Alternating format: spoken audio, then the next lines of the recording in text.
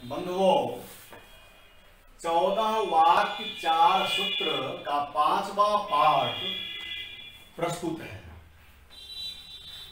इसमें भी हम चर्चा कर रहे हैं कि पदों का वर्तमान क्रम क्या है, यानी वर्तमान में पदों का क्रम कैसा देखा जाता है।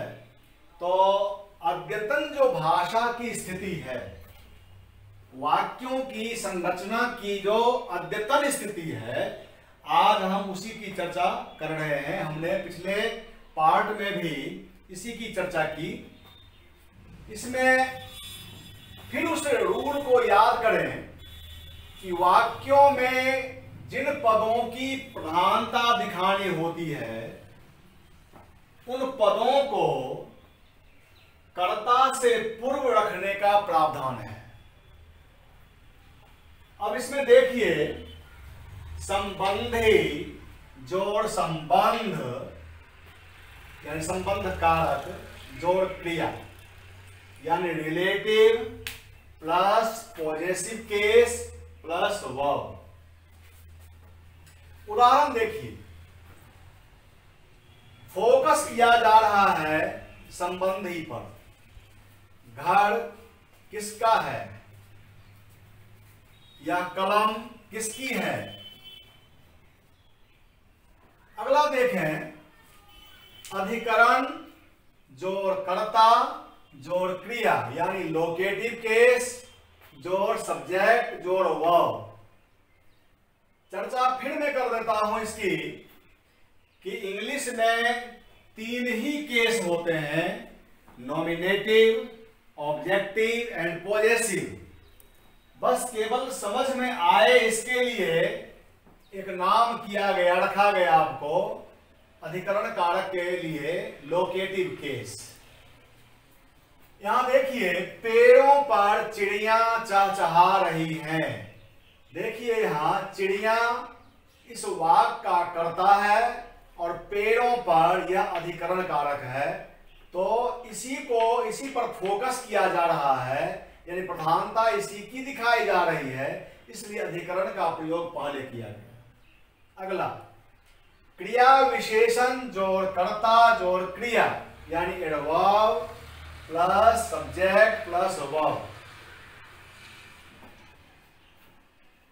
सर्वेश्वर दयाल सक्सेना ने अपने उपन्यास में एक वाक्य लिखा है, हमने उदाहरण के तौर पर उसे ही लिया है। धीरे धीरे कुछ नहीं मिलता, सिर्फ मौत मिलती है। अब देखिए, यहां धीरे धीरे क्रिया विशेषण है। अक्सर हम प्रयोग करते हैं, क्रिया विशेषण को मुख्य क्रिया के पहले रखते हैं, लेकिन यहां आप देख रहे हैं कि क्रिया विशेषण पद से ही सेंटेंस की शुरुआत की गई है। अगला भी देख रहे हैं यहां कि धीरे धीरे कछुआ बढ़ता ही गया। यहां कछुआ है सब्जेक्ट यानी कर्ता कारक है, और धीरे धीरे एडवर्ब है यानी क्रिया विशेषण है, जिसका प्रयोग पहले किया गया है। अगला है कर्ता जोड़ क्रिया विशेषण जोड़ कर्म जोड़ क्रिया, यानी subject plus adverb plus object plus verb.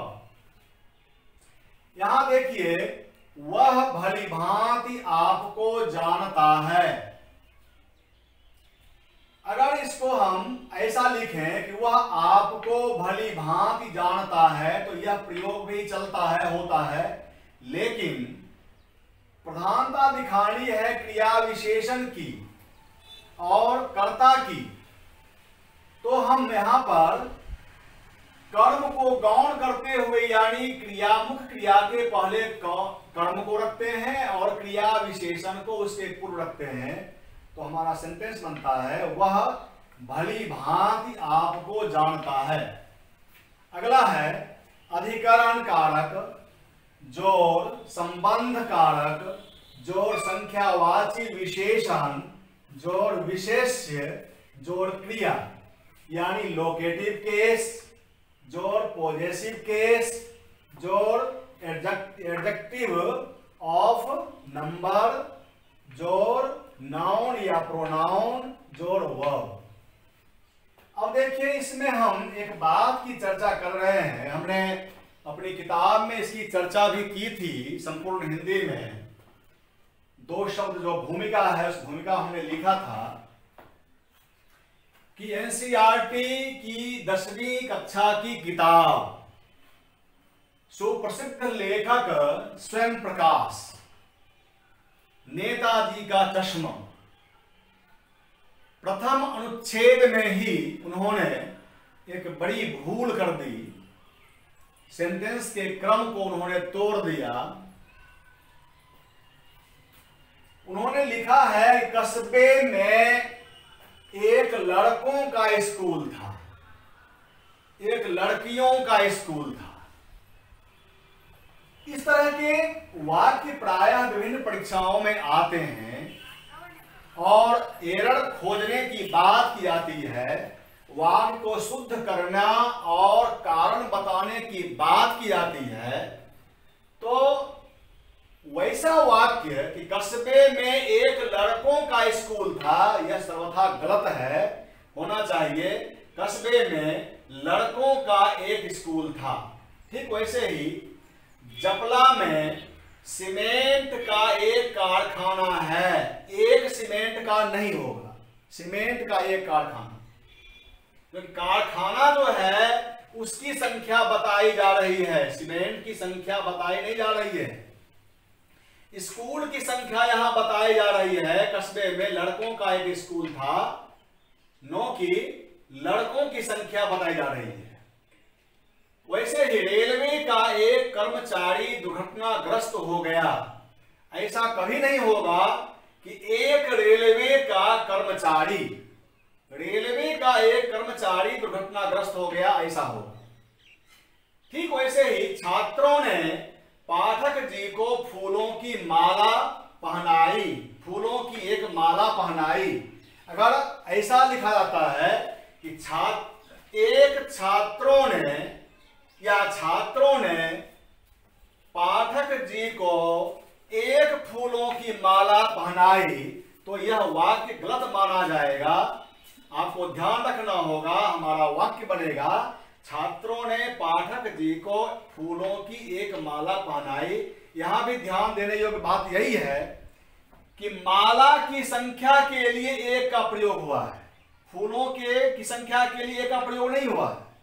ठीक वैसे ही यहां पर एक कर्मचारी की संख्या बताने के लिए एक का प्रयोग हुआ है, कारखाने की एक संख्या बताने के लिए एक का प्रयोग किया गया है, और स्कूल की संख्या बताने के लिए एक का प्रयोग किया गया है। लड़कों या सीमेंट या रेलवे या फिर फूलों की संख्या बताने के लिए एक का प्रयोग नहीं हुआ है। लेकिन फिर चर्चा मैं वही करता हूं कि स्वयं प्रकाश जी ने अपनी रचना नेताजी का चश्मा में पता नहीं किस उद्देश्य से, किस कारण से ऐसा लिखा, और आज तक जो है एनसीईआरटी की किताब में कोई परिवर्तन नहीं किया गया है, कोई दिखाया उसमें उसका शुद्धिकरण नहीं हो पाया है। अब अगला है आपका कि यदि दो अधिकरण कारक आए तब क्या होगा। आपको पता है कि अधिकरण कारक 3 तरह के होते हैं। एक होता है स्थान सूचक, दूसरा होता है काल सूचक, और तीसरा होता है क्रिया सूचक या भाव सूचक।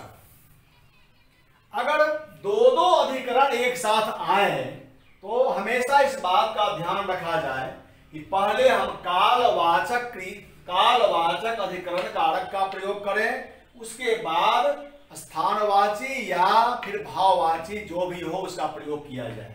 अब यहां देखिए, वर्षा ऋतु में आकाश में काले कजरारे बादल उमड़ने घुमरने लगते हैं। अब ध्यान दीजिए, इस वाक्य में 2 अधिकरण कारक हैं। एक है वर्षा ऋतु और दूसरा है आकाश। वर्षा ऋतु या काल सूचक है और आकाश जो है वह स्थान सूचक है। तो यहां 2 अधिकरण कारक आए हैं, तो पहले हमने कालवाची अधिकरण का प्रयोग किया और उसके बाद हमने स्थानवाची अधिकरण का प्रयोग किया है। तो आज के लिए इतना ही। फिर अगली कड़ी में हम लोग 14 वाक्य 4 सूत्र के नाम से फिर चर्चा करेंगे और बहुत सारे सूत्र इसमें आएंगे। आप क्रमशः इन सारे पार्ट्स का अध्ययन करें, गहन अध्ययन करें, सोचें, तो निश्चित रूप से वाक्य संबंधी अशुद्धियां आपको नहीं होंगी। बहुत बहुत धन्यवाद।